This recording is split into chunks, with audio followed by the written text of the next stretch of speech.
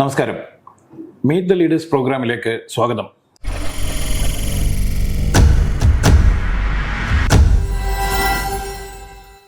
മാസപ്പടി എന്ന് പറയുന്നത് ഒരു മഞ്ഞുമലയുടെ അഗ്രമാണ്. മാസപ്പടി വാങ്ങുന്ന പടമല്ല ഇവർ വാങ്ങിയിട്ടുള്ളത്. അടുത്തത് പിണറായി വിജയന്റെ ആയിരിക്കും എന്ന് പറയുന്നത് ഞാനും അതാണ് പ്രതീക്ഷിക്കുന്നത്. അഷ്ടാന്തപാദത്തോളം എന്ന് പറയുന്ന അവസ്ഥയിലേക്കുള്ള അഴിവ് നടക്കുന്നു. അത് ചർച്ച ചെയ്യപ്പെടുന്നില്ല. ദീപസ്തംഭം മഹാശ്ചര്യം എന്ന അവസ്ഥയിലേക്ക് മാർക്സിസ്റ്റ് പാർട്ടി പോയിരിക്കുകയാണ് ഇപ്പോൾ.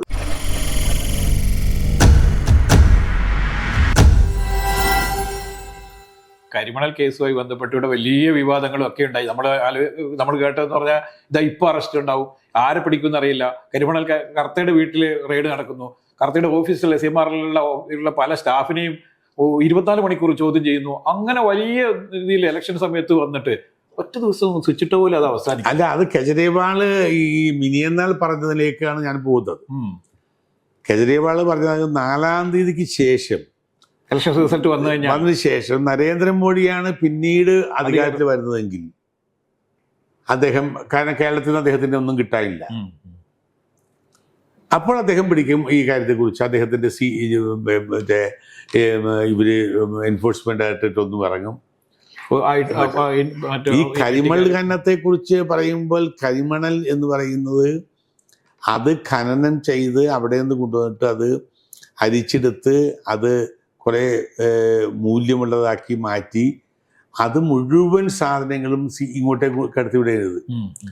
അത് മാത്രമല്ല, അവിടെ ബാക്കി വരുന്ന മണ്ണ്, ആ മണ്ണ് ഓരോ മേഖലയിലും മണ്ണ് അവിടുത്തെ ഏരിയ കമ്മിറ്റി സെക്രട്ടറിമാരാണ് ആലപ്പുഴ, കൊല്ലം, പല ജില്ലകളിലെയും സ്ഥലം നികത്താനും അതും വേറെ കൊട്ടേഷനാണ്. അത് നിസ്സാര കൊട്ടേഷൻ ഒന്നും അല്ലത്. അങ്ങനെയാണ് അവിടുത്തെ ഏരിയ സെക്രട്ടറിമാരും ലോക്കൽ സെക്രട്ടറിമാർക്കും കൊടുത്തിരിക്കുകയാണ്. ഈ ഖനനം ചെയ്തതിന് ശേഷം അവിടെ നിന്ന് മറ്റേ കരിമണൽ നീക്കം ചെയ്തതിന് ശേഷം വരുന്ന ബാക്കി മണൽ അവിടെ നിന്ന് ലോറിക്ക് അടിച്ച് സ്ഥലം നികത്താൻ വേണ്ടി ഉപയോഗിക്കുന്ന ഒരു രീതിയായി. അപ്പോൾ അവർ പിന്നെ പാർട്ടിയുമായി ബന്ധപ്പെട്ട് അവർക്കും പണം കിട്ടുന്നു, വലിയ എമൗണ്ട് ഇവിടെ വാങ്ങുന്നു. ഇപ്പോൾ മാസപ്പടി എന്ന് പറയുന്നത് ആണ് എന്നാണ് വെച്ചിരിക്കുന്നത്. മാസപ്പടി എന്ന് പറയുന്നത് ഒരു മഞ്ഞുമലയുടെ അഗ്രമാണ്. മാസപ്പടി വാങ്ങുന്ന പടമല്ല ഇവർ വാങ്ങിയിട്ടുള്ളത്. ഇതിന്റെ പ്രോഫിറ്റ് എന്ന് പറഞ്ഞാൽ 750% പ്രോഫിറ്റുള്ള ഒരു വ്യവസായമാണ്. അപ്പൊ 750% ലാഭമുള്ള വ്യവസായത്തിൽ ഈ നിസ്സാര 1.5 കോടി രൂപ മാസപ്പടി വാങ്ങിയെന്നാണോ? അത് ഒഫീഷ്യലായ ഒരു കണക്കാണ്. ബ്ലാക്ക് മണി എന്ന് പറയുന്നത് കോടാനുകോടി രൂപയാണ് അത് എത്തിയിട്ടുള്ളത് യാത്രക്കും വേണ്ടി. പക്ഷെ ഈ അന്വേഷണമൊക്കെ ഒരു പ്രത്യേക ഘട്ടത്തിൽ എത്തുമ്പോൾ നിന്നു പോകും. അതാണ് കേന്ദ്രവുമായുള്ള അതാണ് നരേന്ദ്രമോദിയുമായുള്ള ഒരു അന്തർധാര. ആ അന്തർധാരയിൽ ചില നിയോജക മണ്ഡലങ്ങളിൽ, പാർലമെന്റ് നിയോജക മണ്ഡലങ്ങളിൽ വോട്ട് മറിച്ച് ചെയ്യുകയില്ലയോ എന്നതിനെ കുറിച്ച് ഞങ്ങൾക്കറിയില്ല. അവര് അങ്ങനെ ഒരു അന്തർധാര ഉണ്ടാക്കിയിട്ടുണ്ട്. മാർക്സിസ്റ്റ് പാർട്ടിയുടെ കേഡർ വോട്ടുകൾ അവർക്ക് ഒരു നിയോജക മണ്ഡലം, ഒരു പാർലമെന്റ് കോൺസ്റ്റിറ്റ്യുൻസിയിൽ മറിക്കാൻ പറ്റുന്ന 50,000-ഓ 1,00,000-ഓ വോട്ടുകൾ കൊടുത്താൽ BJP ജയിക്കുമെങ്കിൽ BJP ജയിപ്പിച്ചു കൊള്ളാം. മറ്റ് സ്ഥലങ്ങളിലൊക്കെ കുറേ വോട്ടുകൾ ചെയ്യാം. അങ്ങനെ അത് ഒരു അന്തർധാരമായി ഉണ്ടാക്കിയിട്ടുണ്ട് എന്നാണ് ഞങ്ങൾ മനസ്സിലാക്കിയിട്ടുള്ളത്. ആ അന്തർധാരക്ക് ചില ഏജൻസികൾ ഡൽഹിയിൽ വർക്ക് ചെയ്യുന്നുണ്ട്. അവരാണ് ഈ CBIയുടെ കേസ്, മറ്റേ ലാവ്ലിൻ കേസ്, അത് മറ്റേ കേസുകളൊക്കെ, പല കേസുകളും എല്ലാം അതിനു വേണ്ടിയാണ്. ഒന്ന് വരട്ടും, ഒന്ന് വരട്ടിയിട്ട് പിന്നെ അവസാനിപ്പിക്കും. ഞാൻ ചോദിക്കട്ടെ, ഈ തെരഞ്ഞെടുപ്പിന്റെ കഴിഞ്ഞ ഒരു മാസം മുമ്പ് തൃശ്ശൂർ ജില്ലയിൽ എന്തായിരുന്നു? കരിമണ്ണൂർ കേസുമായി ബന്ധപ്പെട്ട് തൃശ്ശൂർ ജില്ലയിലെ EDയുടെ ഒരു വലിയ വിളയാട്ടമായിരുന്നു.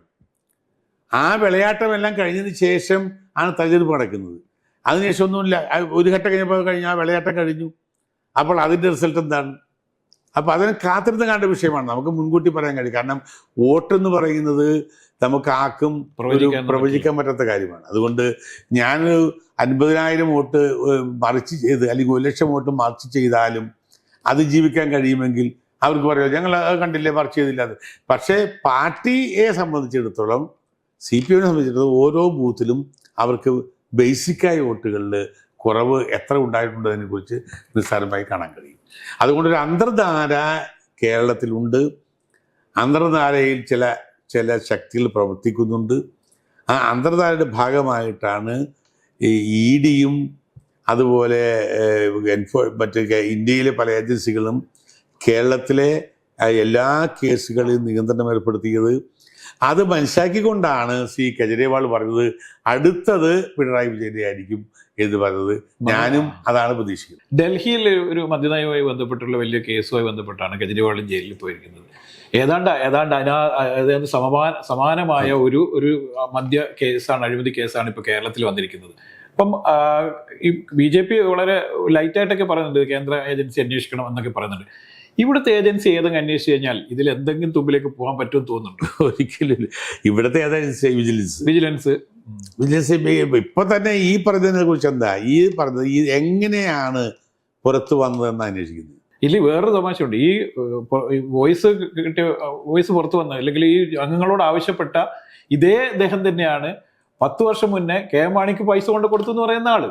ഒരേ ആളാണ് ആരോപണ വിധേയനായിരിക്കുന്ന ബിജു രമേശ്. ഇത് വെളിച്ചത്ത് കൊണ്ടുവരാണ്. ഇത് പണവുമായി കെ മാണിയെ അദ്ദേഹത്തിന്റെ പാലയിലെ വീട്ടിൽ പോയി കണ്ടു എന്ന് പറയുന്ന ആള് തന്നെയാണ് ഇപ്പൊ ഈ വോയിസ് കൊടുക്കുന്നത്. അപ്പം അങ്ങനെയാണെങ്കിൽ അതും ഗൂഢാലോചനയാണ്, ഇത് ഗൂഢാലോചന പറയേണ്ടി വരും. ഇതിന്റെ പിന്നിൽ ഗൂഢാലോചന എന്ന് പറയുന്നത് അന്നും ഈ ഗൂഢാലോചനയെ കുറിച്ച് അന്വേഷിച്ചു. അതും അന്വേഷിച്ചിട്ടുണ്ടായിരുന്നു. രണ്ട് ഗൂഢാലോചന ഇത് അന്വേഷിച്ചത് കിട്ടാനാ ഞാൻ ചോദിക്കുന്നത്. ഇവർക്ക് എന്ത് ചെയ്യാൻ പറ്റും? ഈ ഗൂഢാലോചനയെ കുറിച്ച് അന്വേഷിച്ച് ഈ ശബ്ദം എങ്ങനെ പുറത്തു വന്നു, ഈ വാട്സപ്പ് മെസ്സേജ് എങ്ങനെ പുറത്തു വന്നു എന്ന് അന്വേഷിച്ചാലേ കണ്ടുപിടിക്കാൻ പറ്റും. ഇവരന്വേഷിക്കുന്ന അതല്ല, ഈ കൃത്രിമമായി ഇങ്ങനെ ഒരു വോയിസ് ഉണ്ടാക്കി മന്ത്രിമാരെയും അല്ലെങ്കിൽ LDF സർക്കാരിനെ ആകമാനം പൊതുജന മധ്യത്തിൽ അഴിമതിക്കാരാണെന്ന് വരുത്തി തീർക്കാനുള്ള ഒരു ശ്രമമാണ് നടത്തിയെന്നാണ് ഇവരിപ്പം പറയുന്നത്. അങ്ങനെയായിരിക്കും വിജിലൻസ് കണ്ടുപിടിക്കാൻ പോകുന്നത്. അങ്ങനെയാണ് ഇപ്പം ഇവരുടെ ആരോപണം. അങ്ങനെയാണ് ഇപ്പം ഈ 3 മന്ത്രിമാരും അതുകൊണ്ടാണല്ലോ ഞങ്ങൾ അങ്ങനെ ഒരു ചർച്ചയും നടത്തിയിട്ടില്ല എന്ന് പറയുന്നത്. അല്ലെങ്കിൽ ഇവർ ഒരേ സ്വരത്തിൽ അങ്ങനെ പറയേണ്ട കാര്യമില്ല. മുഹമ്മദ് ഇന്ന് വേറൊരു കാര്യം കൂടി പറഞ്ഞിട്ടുണ്ട്. എനിക്കെതിരെയുള്ള നീക്കത്തിന്റെ പിന്നിൽ മറ്റൊരു അജണ്ടയാണ്. അജണ്ട എന്ന് നമുക്കറിയത്തില്ല. കാരണം മുഹമ്മദ് റിയാസ് ആയിരിക്കും അടുത്ത മുഖ്യമന്ത്രി എന്ന് ഒരു ധാരണ മുഹമ്മദ് റിയാസിനുണ്ട്. ആ രീതിയിലാണ് അദ്ദേഹം പ്രവർത്തിക്കുന്നത്. അപ്പൊ പിണറായി വിജയന് ശേഷം അടുത്ത മുഖ്യമന്ത്രി ഞാനായിരിക്കും. അപ്പൊ എന്നെ മുഖ്യമന്ത്രി ആക്കാതിരിക്കാൻ വേണ്ടിയുള്ള അജണ്ടയാണ് എന്താണ് അദ്ദേഹം. അങ്ങനെയാണെങ്കിൽ അത് CPM-നുള്ളിലായിരിക്കുമല്ലോ, പുറത്തായിരിക്കില്ലല്ലോ. അതെ, അതിന്റെ ശക്തമായിട്ടുണ്ടാവുമല്ലോ.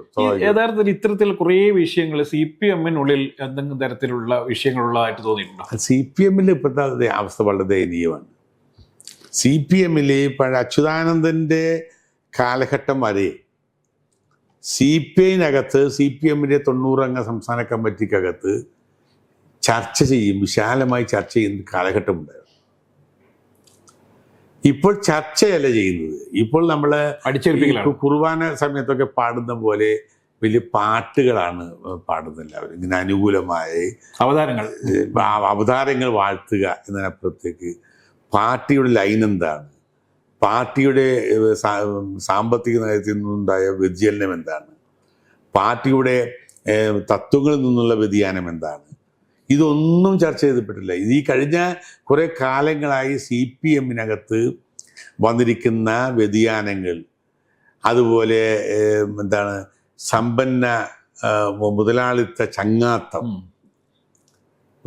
ചങ്ങാത്തം എന്ന് പറയുന്നത് ഇപ്പോൾ ഞാനത് കളിയാക്കി. ഇപ്പം ഞങ്ങൾ നടക്കുന്ന മാർക്സിസ്റ്റ് പാർട്ടി മുതലാളിത്ത ചങ്ങാത്തം അതിലെഴുതി അവരെ ദുഷിപ്പിക്കുമെന്ന് പറഞ്ഞിട്ട് ഇപ്പം മുതലാളിത്തത്തിൻ്റെ അവർ ധരിക്കുന്ന വസ്ത്രങ്ങൾ, അവരുപയോഗിക്കുന്ന വാഹനങ്ങൾ, അവർ കയറുന്ന ഹോട്ടലുകൾ, അവർ പോകുന്ന ലോകത്തെ സുഖവാസ കേന്ദ്രങ്ങൾ, അവരുപയോഗിക്കുന്ന പെർഫ്യൂമുകൾ, അവരുപയോഗിക്കുന്ന മൊബൈൽ ഫോണുകൾ എല്ലാം ഈ കേരളത്തിലെയും ഇന്ത്യയിലെയും ഏറ്റവും സമ്പന്നന്മാരായ മുതലാളിമാർ ഉപയോഗിക്കുന്ന അതുമായി മാച്ച് ചെയ്തുകൊണ്ട് അവരുടെ മുതലാളിത്ത ചങ്ങാത്തം അങ്ങോട്ട് ദൃഢമാക്കിക്കൊണ്ടിരിക്കുന്ന കാലഘട്ടം. അത് പാർട്ടിക്കകത്ത് ചർച്ച ചെയ്യുന്നില്ല. അതിന് ആ പാർട്ടിക്കകത്ത് ഇപ്പോഴും കുറേ ആളൊക്കെ ഉണ്ട്, അവർക്ക് സംസാരിക്കാൻ കഴിയുന്നില്ല. അതുപോലെ അഴിമതി എന്ന് പറയുന്നത് അടി മുതൽ മുടി വരെ എന്ന് പറയുന്ന അവസ്ഥ സാമാന്യവൽക്കരിച്ചു. അടി മുതൽ മുടി വരെ അഷ്ടാന്തപാദത്തോളം എന്ന് പറയുന്ന അവസ്ഥയിലേക്കുള്ള അഴിമതി നടക്കുന്നു. അത് ചർച്ച ചെയ്യപ്പെടുന്നില്ല.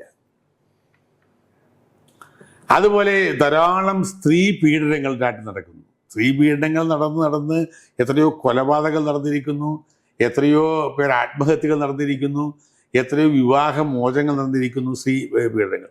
അത് CPM-ന്റെ ഒരു വനിതാ നേതാവും പാർട്ടി യോഗത്തിൽ പറഞ്ഞിട്ടില്ല.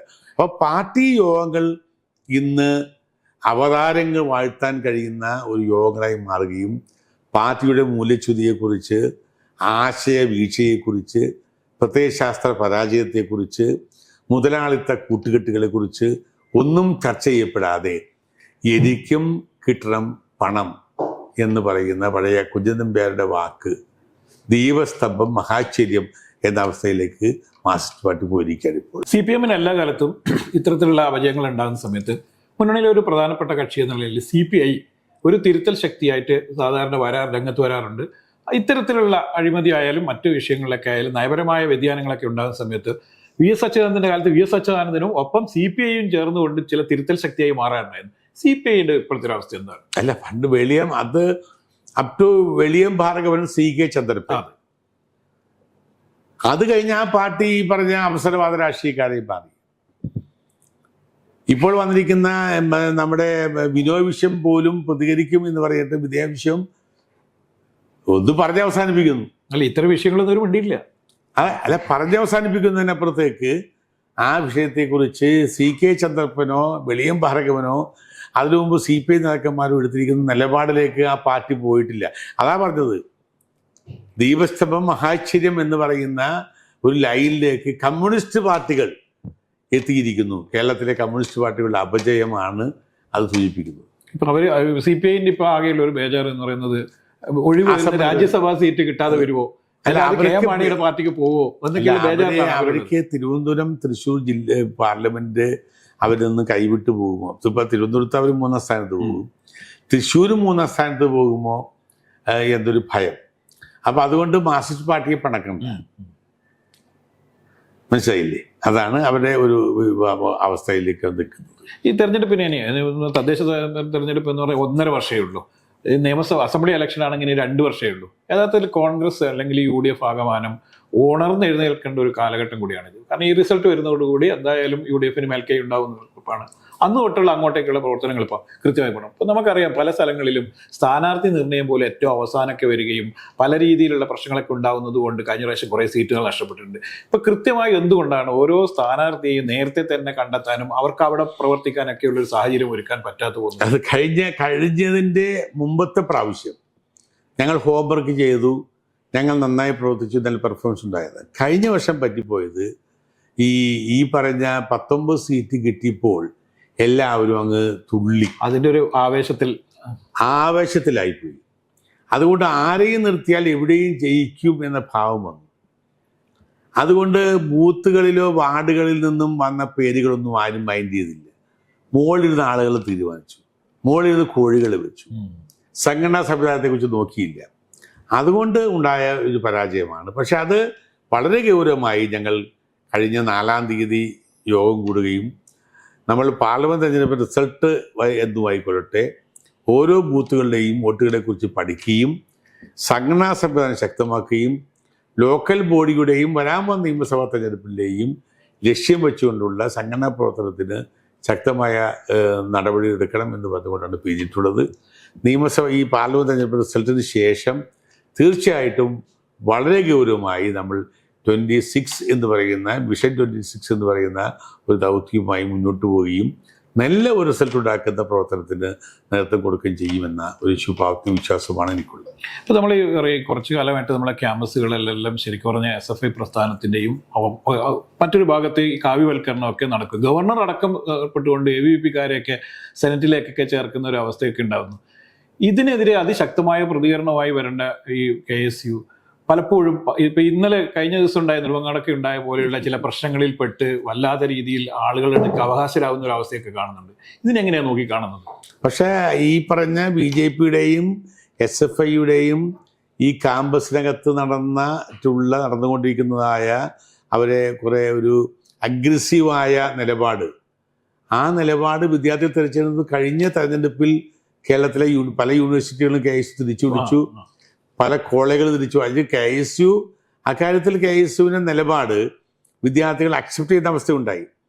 പക്ഷേ KSUവും യൂത്ത് കോൺഗ്രസും ഇത്തരം കാര്യങ്ങൾക്കെതിരെ നടത്തേണ്ട സമരത്തിൻ്റെ ഒരു തീവ്രമായ സമരത്തിലേക്ക് വന്നിട്ടില്ല.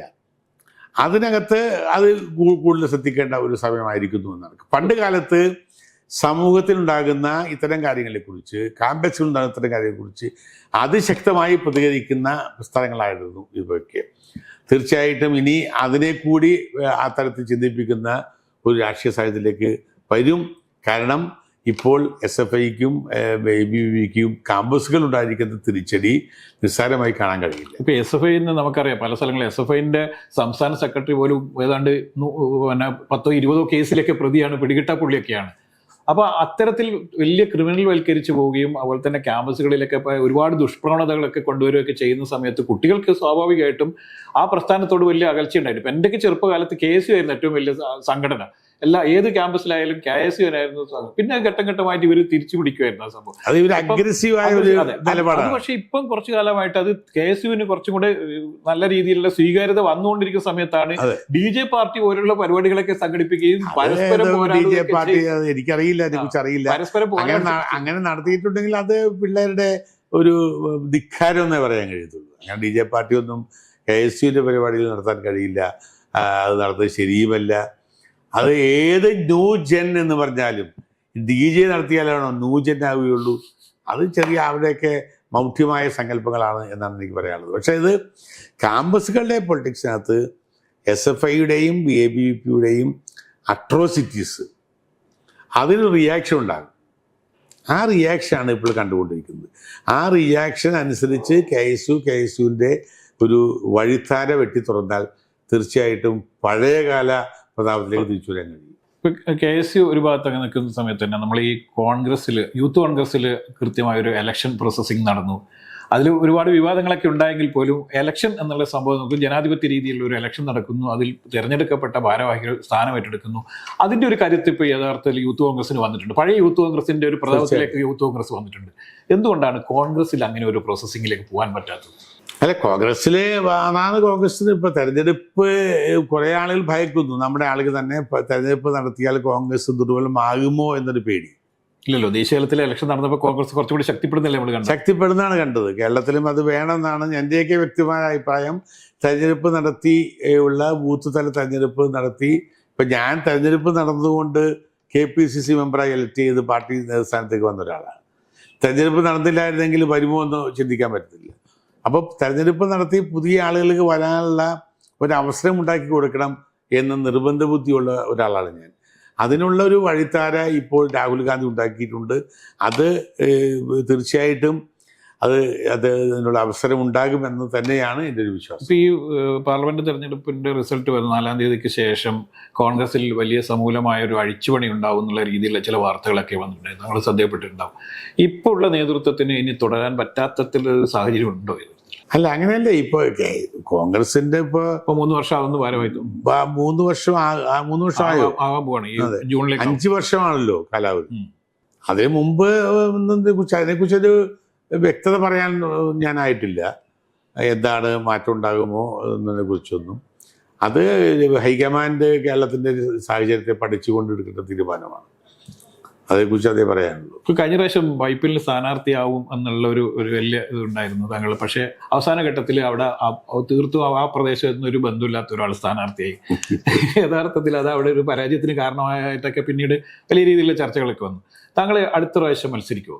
ഈ എവിടെയെങ്കിലും മത്സരം? അല്ല, ഇപ്പം കഴിഞ്ഞ പ്രാവശ്യവും അതിന് മുമ്പത്തെ പ്രാവശ്യവും ഞാൻ സ്ഥാനാർത്ഥിയാകാൻ ആഗ്രഹിച്ചിട്ടില്ല. ആഗ്രഹം പഠിപ്പിക്കാത്ത ഒരാളാണ്.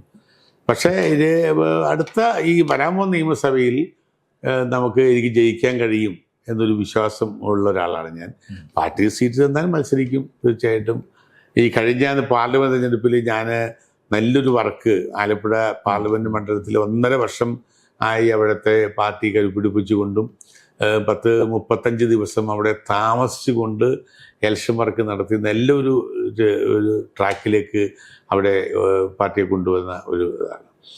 അപ്പോൾ തീർച്ചയായിട്ടും എന്നെ ഏൽപ്പിക്കുന്ന ദൗത്യം നന്നായി നടത്താൻ കഴിയുമെന്ന വിശ്വാസമുള്ള ഒരാളാണ് ഞാൻ.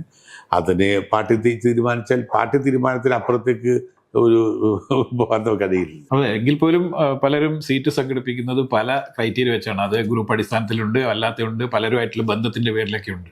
അപ്പോൾ അതിനൊക്കെ മാറിക്കൊണ്ട് തീർത്തും പരിഗണിക്കപ്പെടേണ്ട ഒരു വ്യക്തി എന്നുള്ള നിലയിൽ, നേതാവ് എന്നുള്ള നിലയിൽ നേതാക്കന്മാരല്ലേ പരിഗണിക്കേണ്ടത്, ഞാനല്ലോ. അവർക്ക് ഒരാൾക്ക് തോന്നണ്ടേ, നേതൃത്വത്തിന് തോന്നണ്ടേ ഇതാണ് പരിഗണിക്കേണ്ട ആളാണ്, ഇന്ന സ്ഥലത്ത് സൂട്ടബിൾ ഞാനാണ് എന്ന് തോന്നണം. കഴിഞ്ഞ അസംബ്ലി തെരഞ്ഞെടുപ്പിൽ ഇന്ന സ്ഥലത്ത് സൂട്ടബിൾ എന്ന് നോക്കിയല്ലോ കാൻഡിഡേറ്റ്സിന് വെച്ചത്. പല സ്ഥലത്തും പല ആളുകളുടെയും സൂട്ടബിൾ കാൻഡിഡേറ്റ്സിനാണ് വിഷയം. ഇപ്പം ചില വ്യക്തികൾക്ക് പിന്നെ സ്വാധീനം, ഓരോ ആളുകൾ അങ്ങോട്ടും ഇങ്ങോട്ടും ഒക്കെ ഇപ്പൊ ഇത് വീതം വെപ്പാണല്ലോ. അപ്പൊ അത്തരത്തിൽ വീതം വെപ്പിലേക്ക് ഉണ്ടാവത്തില്ല. അക്കാര്യത്തിൽ വളരെ സ്ട്രിക്റ്റായി ഹൈക്കമാൻഡ് ഇടപെടലുണ്ട്. വിജയസാധ്യത തന്നെ ആയിരിക്കും ക്രൈറ്റീരിയ തീർച്ചയായിട്ടും. അതിന് ഏജൻസി അതിനെക്കുറിച്ച് അന്വേഷിച്ചും കാര്യങ്ങൾ നോക്കിയിട്ടാണ് ചെയ്യാൻ പോകുന്നത്. ഇപ്പം നമ്മുടെ സംസ്ഥാനത്ത് ഇപ്പോൾ തന്നെ ഈ പാർലമെന്റ് ഇലക്ഷൻ തന്നെ ഈ സ്ഥാനാർത്ഥി നിർണയത്തിന്റെ ഒരു വലിയ ഒരു ചേഞ്ച് വരുത്തത് തന്നെ ഈ വിജയ ലക്ഷ്യം തന്നെ നോക്കിയിട്ടുമുണ്ട്. ഇത് നമ്മുടെ സംസ്ഥാനത്തിന് ഏറ്റവും വളരെ ശ്രദ്ധേയമായ ഒരു സ്ഥാപനമാണ് ഇന്ദിരാജി ഹോസ്പിറ്റൽ കൊച്ചിയിലെത്തത്. ഇതിന്റെ പ്രവർത്തനങ്ങളെ എങ്ങനെയാണ് ഏകോപിപ്പിച്ചു കൊണ്ടുവന്നത്? എങ്ങനെയാണ് ഇത് ഒരു മാതൃകാ സ്ഥാപനമായിട്ട് കൊണ്ടുവന്നത്? എങ്ങനെയാണ്? അല്ല, ഇത് ഞാനൊരു ഡിവോട്ട് ചെയ്ത് അർപ്പിച്ച് നിൽക്കുക ഇവിടെ. വെച്ചാൽ ഇത് വളരെ ദയനീയ അവസ്ഥയിൽ കിടന്ന ഒരു സ്ഥാപനമാണ്. അത് നമ്മുടെ ഭരിക്കാൻ കിട്ടി. നമ്മുടെ കയ്യിൽ ഭരിക്കാൻ കിട്ടിയപ്പോൾ സാധാരണക്കാരെ സഹായിക്കുന്നതോടൊപ്പം തന്നെ ഈ ആശുപത്രി വികസിപ്പിക്കുക എന്ന് പറയുന്ന ഒരു ലക്ഷ്യത്തോട് കൂടി നിന്ന് ഇതിൻ്റെ ബോർഡും പ്രസിഡൻറ്റും അടക്കമുള്ള ആൾ പൂർണ്ണമായ പിന്തുണ തന്ന് നമ്മൾ മുഴുവൻ സമയം ഇതിനു വേണ്ടി നിന്നതുകൊണ്ട് അത് എൻ്റെയൊക്കെ ഒരു സ്വഭാവമുള്ളത്, ഒരു കാര്യത്തിൽ ഇറങ്ങിയാൽ അത് പൂർണ്ണതയിൽ വരുത്താൻ വേണ്ടിയുള്ള സ്വഭാവം. ഞാനിപ്പോൾ ദേവസ്വം ബോർഡ് മെമ്പറായിരിക്കുമ്പോൾ ശബരിമലയിൽ നടത്തിയ നേട്ടങ്ങൾ നിങ്ങളെ അന്വേഷിച്ചറിയാം. അതുപോലെ നമ്മൾക്ക് ചെയ്യാൻ കഴിയുന്ന കാര്യങ്ങൾ ചെയ്യുക. അങ്ങനെയാണ് നമ്മൾ ഈ ആശുപത്രി ഇത്ര വലിയ കേരളത്തിലെ ഇപ്പോൾ 1ാം ഘട്ട ആശുപത്രിയാക്കി ഇനി മാറ്റി ഇവിടെ ഓപ്പൺ ഹാർട്ട് സർജറി അടക്കം ആരംഭിച്ചു. ആയിരക്കണക്കിന് ക്യാൻസർ രോഗികൾ ഈ കേരളത്തിലെ ഡോക്ടർ ഗംഗാൻ്റെ ചികിത്സ തേടി ഇവിടെ വരുന്നു. അതുപോലെ നല്ല ഒരു സംരംഭമായി എല്ലാ ഡിപ്പാർട്ട്മെൻറ്റുകളും ശക്തമായി ഒരു ഡിപ്പാർട്ട്മെൻറ്റൊക്കെ ആശുപത്രി മാറ്റി. അത് സത്യം പറഞ്ഞാൽ നമ്മൾ ഒരു കാര്യത്തിൽ ഇറങ്ങി തിരിച്ച് അവിടെ മുഴുവൻ സമയം അർപ്പണബോധത്തോടു കൂടി നോക്കിയിരിക്കുന്നതുകൊണ്ട് നടത്താൻ കഴിയുന്നതാണ് എന്നൊരു വിശ്വാസമാണ് എനിക്കുള്ളത്.